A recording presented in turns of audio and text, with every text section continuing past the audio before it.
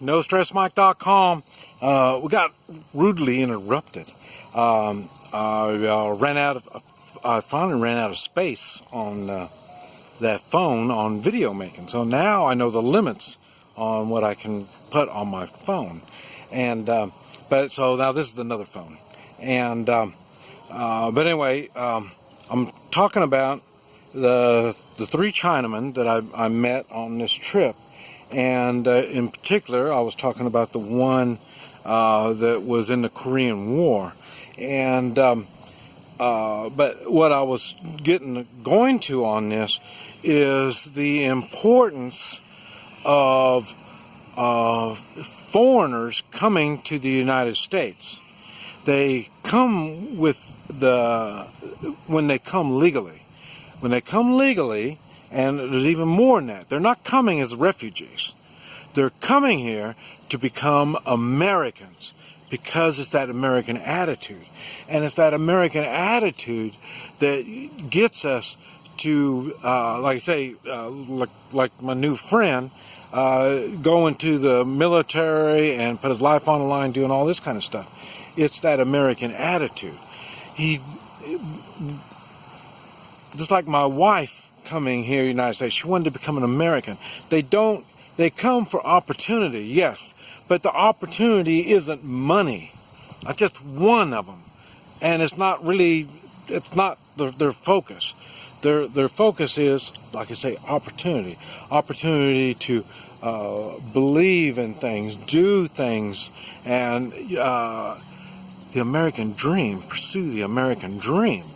And so that's what I'm saying. It's that's why I'm not real good on refugees coming in, because this is the problem I had when I was in Vietnam. It took me a while to get over it, but I thought, well, why aren't these people fighting for their own country? Why are we doing this? You know, and I'm sure it's probably the same thing with Afghanistan. You know, you want to help people do it themselves. And we just don't bring these people into our country. Now, if you know, there's laws. We have immigration laws on getting in. So that's how that kind of stuff works. Now, and the reason is that gives you a chance to come in and not hang around your own kind of people, but pursue the American dream. And so that's what the whole idea of immigration is all about. And but anyway. I'm talking about these three, and they were talking among themselves, but I was there listening. They were talking about they were right about 5-6 years old during World War II, and they're from close to the same village that my family came from, and that's on the mainland from China. I don't think it's that, I mean, from Hong Kong. I don't think it's that far from Hong Kong. And, but they're on the mainland. They're not from Hong Kong.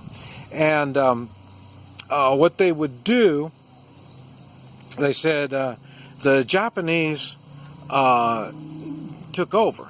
And what the Japanese would do, he said you could hear them. They would knock on the door, and they would say, "Do you have any pretty girls there?"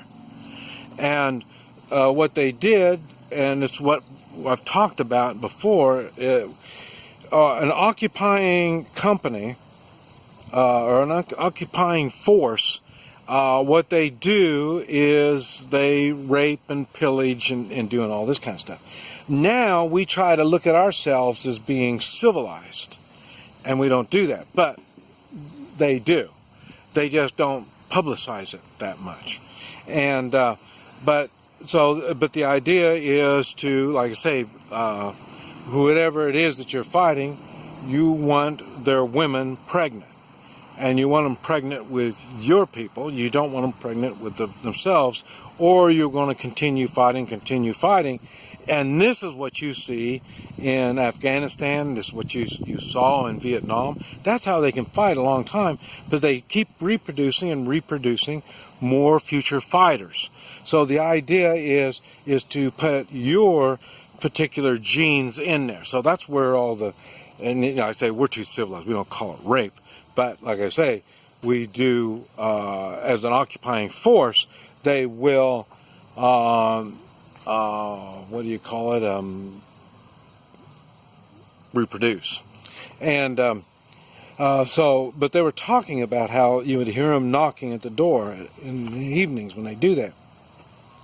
And I said, well, you know, mean they're not kicking doors down, stuff like that. And he said, if you act real nice to them and you go along with them, and then they're nice. When you're not nice to them, then they get real forceful. And he says, so in other words, when they'll be knocking, and then what you do is you hide your women, is what you do. You hide your women. And but the thing is, you know, if you're, you know, 30-some years old and you already got kids, maybe they want your woman. You know what I mean? So it was tough. And he says, now, so you'd open the door, you'd let them in, you would give them gold, silver, you know, you would give them jewelry, you give them food, you give them things to keep them docile, so they're not going to get violent. And so then, but now if you give them lip, then that's when they, you know, they'll tear up your house, and like I say, they rape all the women, and you know, don't mind anything about them. They do that as a mental thing, you know, destroying the spirit of the people, and so it's, I mean, it's a bad thing. They know what they're doing on this stuff, and when you and then, so you have to be nice to them, and then you know, in Vietnam I wasn't really, I was along the DMC. All I did was fought militaries. I didn't fight the Viet Cong, the farmers and stuff like that. I didn't have to deal with them. But I heard that, like I say, in the daytime, we would be going to their homes in the daytime, looking for guns and looking for VC and all this kind of stuff. And at night, the VC are there doing the same thing that we were doing. So, and I'm sure it's the same thing done in Afghanistan and this type of stuff. And I say, now these guys, I say, were like 6 years old, and males, and so they were still too young, because what they would do, if you were maybe 8 or 10 years old, then they would bring them into the Japanese army. And then, so in other words, they'd kidnap your kid, or, oh, what do you call it, enroll them or whatever, you know. So in other words, you would lose your boys. These boys were just young enough, they were too young to do all that stuff. But like I say, they remember everybody being real nice to them and this type of stuff. And then they also remember, like I say, across the road, they're over there, you know, just tearing them up. All the screaming, all the hollering, the gunfire. He said it was really, really scary for them. And she remembers, now see, they didn't do Hong Kong. The Japanese didn't bomb Hong Kong right there first. And so, and they're outside. And so they were getting bombed. And they said as they were being bombed, when they first started the bombing, they would be on a mound, and they would look, and they would see the smoke coming up. But it was too far away for all the explosions and stuff. So when they were young, they would get up on the hilltop and watch all this stuff. And then pretty soon, like next day or next week, now the bombs start hitting them. And he said, man, now their house wasn't hit, but they did have a house across the street. And I say, when it blew, I mean, it just blew that house all to hell. And and they were living in the city, in the village type stuff. And so, and they were talking about, you know, there's no communications. When all this stuff is going on, there's no communications, you know, no telephones, no, what do you call it, telegraph, you know, and So there was just no communications. You really don't know what's going on. So before, when they saw the smoke over there, they didn't really understand what it was. But then when it started coming closer to them, the planes, they could see the planes diving and dropping bombs and stuff like that. I mean, they could see the pilots in the planes. So, I mean, it really put much more of a personal touch on it when they saw this stuff. And like I say, it was, for them, it was really, really terrifying. And it was interesting the way they would talk about it.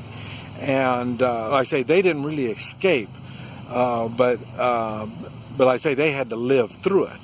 And that's another thing. We never even got to the part about how they got to the States and all that, but it was really interesting.